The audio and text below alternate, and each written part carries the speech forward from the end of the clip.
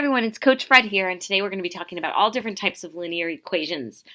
So this is video 1A. Now, you have done all of this before, but I felt like since we're getting into some really tough problem solving, we want to make sure that our skills on solving linear equations are good. So first, I want you to explain what like terms are and when you use them. So let's talk about like terms. Like terms are anything with the same variable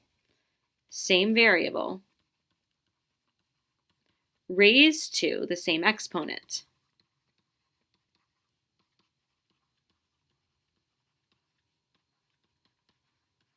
Okay. Now, that could be like x and 2x and 5x. Those are all like terms. Why? Because they have the same variable x, and they're all raised to a power of 1. Whereas x and x squared are not like terms, right? Why? Because they have different powers or different exponents. We use like terms, the idea of like terms, when we're adding terms. So if I have like x plus 2x, well, that's going to give me 3x. All right, now I do want you to remember that equations, we've been spending a lot of time talking about expressions, equations, and functions, or function equations. I want you to make sure that you understand that an equation can be considered an expression equaling an expression. Now, we've been also talking about that idea of the equal sign, meaning is the same as. So when we solve equations, we're basically looking for the value that's going to make the expressions the same as the other expression. So we did kind of talk about recipes for solving equations. There's lots of different algorithms or recipes to follow, but it's a good idea to always simplify each expression first. So simplify on the left, simplify on the right first. Okay, so simplify each expression first. Then balance the equation. Now, when we balance the equation, that means we're going to bring one thing to the other because these are linear. Linears when we use the balance method. We balance the equation by bringing one thing to the other side and isolating the variable. I think you might be able to hear I have a little cold, so I apologize. By isolating variable. And then the last thing to do is once you've solved, check your answer.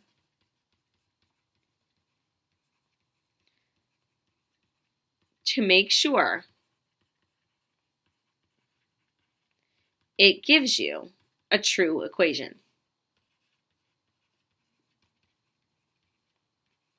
That's always nice because on linear equations, you can check your answer to verify that you got it right, okay?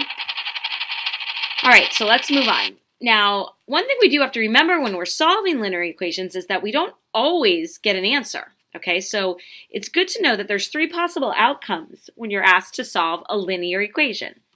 All right, so we could solve a linear equation and we could get one solution.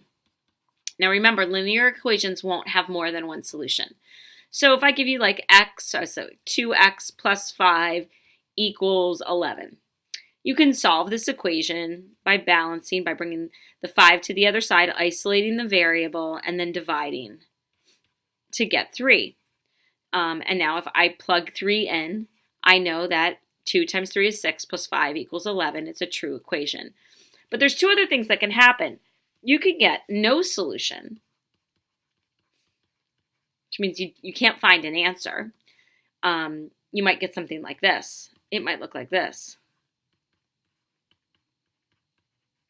And when you balance that equation or you isolate the variable, look what happens.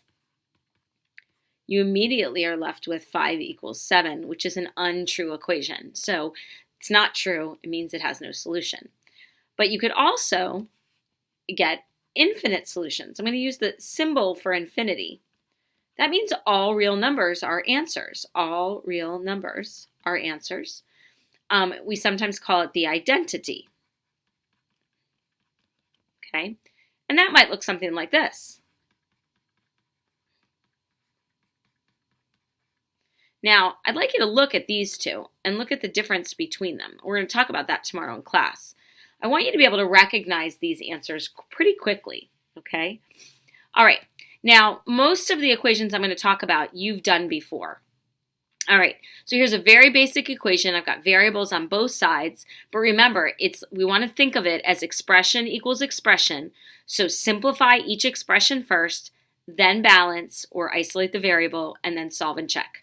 All right, so 6m minus 7m gives me negative m plus 5 equals 10m plus 3. Now, a technique I always use, you don't have to, but it's just what I do. I like my variables to be positive, so I always bring the smaller variable to the larger. And remember, when we bring variables to each other, we want to do the opposite operation. So backwards PEMDAS. So we're going to add m and subtract 3. That's going to give us 2 equals 9m, and I'm going to divide by 9. Now, I know that some of you this week were upset when we got fractional answers, but you got to feel comfortable with all different types of answers, not just whole numbers, okay? All right, I'm going to ask you to try number 2 and bring it to class tomorrow. We'll make sure you got it right. All right. I often like, when they get more involved, I like you to see if you can figure out what is the error. So I'd like you to take a look at this question first. And this was the original question, and you can see that I gave step by step on solving the question. But I made maybe 1 or even 2 errors. Take a second, look at it, and then we'll come back. All right. Well, I looked and I said I originally needed to distribute the 3 because this was being multiplied. So I distributed the 3 and I got 3n minus 6 minus 1. And on this side, I had to distribute. I have to distribute the negative 5 first because I have to do multiplication since it's expression equals expression before I can do subtraction. So here's an error. What'd they do? They did the subtraction before the distribution property, and that's a no-no. Okay, I kept going and went with their error there, and I noticed that right here there was another error.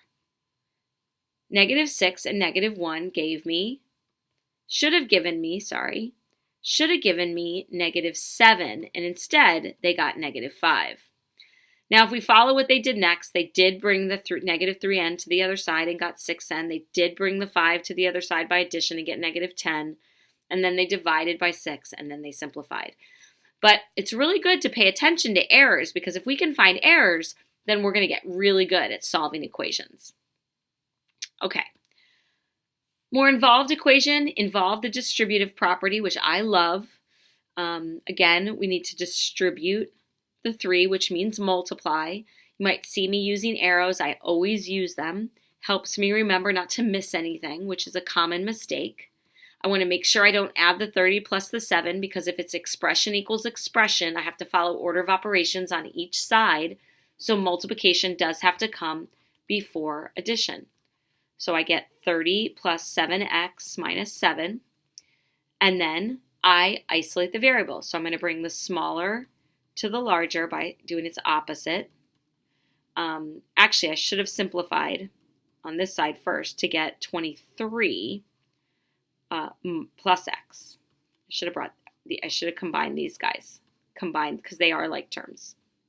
All right, then I'm going to subtract 23 from both sides, and that's going to give me negative 2 equals x. All right, so these should all feel pretty good. Now, I'd like you to try the number 5 and bring it to class tomorrow. All right, now let's look at equations that involve fractions. There's so many different types, and to be quite honest with you, sometimes it's easy to clear them. Sometimes we multiply by the reciprocal. Sometimes we distribute. You really have to look and consider equations before you jump right in. And in looking at this equation, I noticed that if I distribute the 1/2, each of these terms is going to be a whole number. So I distributed the 1/2, and that gave me x plus 3. And I noticed on this side, if I distributed or multiplied the 2/3, I'd also get a simplified whole number. Remember, 2/3 times 6x is going to give me, I can simplify first, 3 goes into 6 2 times, so 4x.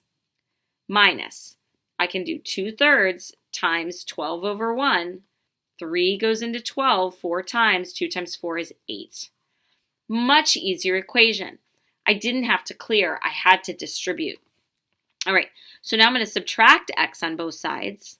I'm going to add 8 on both sides, and I'm going to get 11 equals 3x. Then 3 is being multiplied to x, so now I have to divide. And so I get x equals 11/3. All right, that was one that had parentheses. This one, I notice I just have one term with a fraction. I'm going to make it a little bigger, equaling a number.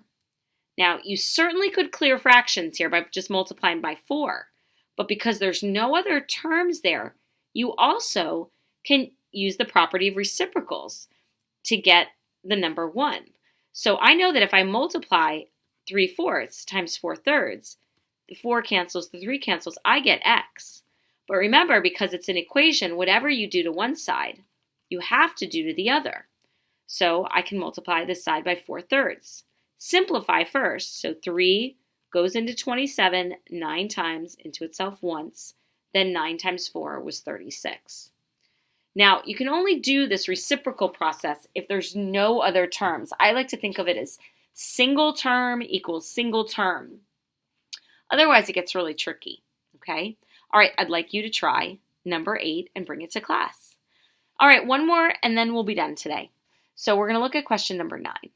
So number 9, you can see I can't use that reciprocal property because this expression has 2 terms and this expression has 2 terms. All right, so I'm not going to use that, but I notice that I can clear the fractions. But in order to clear the fractions, I need a lowest common denominator. So that means the lowest number that every denominator goes into. All right, so looking at this, it appears that my lowest common denominator is 28. It's a big number. So, but whatever I'm going to do, I'm going to multiply that 28 to every single term of the equation.